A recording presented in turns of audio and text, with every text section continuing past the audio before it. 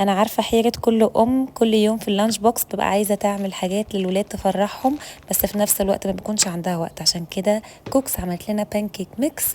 مش هتعمليه من بالليل وتفضلي تعملي الصبح وقت طويل وقت كتير وتفضلي بتجري ورا نفسك، لا، هتجيبي الكيس وتفضيه وتقري الطريقه من عليه، من ورا الانستراكشنز كلها موجوده. هتضيفي زيت وميه، واحسن تعايري زي ما هم كاتبين بالظبط عشان تطلع مظبوطه.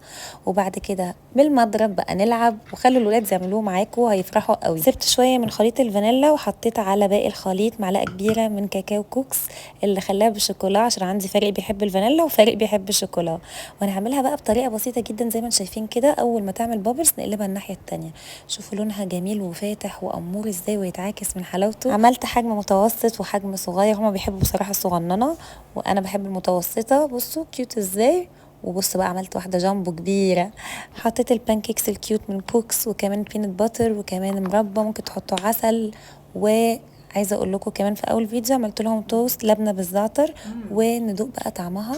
يامي. ميرسي مامي، دي كانت احلى لانش بوكس من كوكس. بون ابيتي حبيبي، ما تنسوش تجربوا احلى بانكيك ميكس من كوكس، وما تنسوش تكتبوا لهم كلمتين حلوين من مامي وكوكس.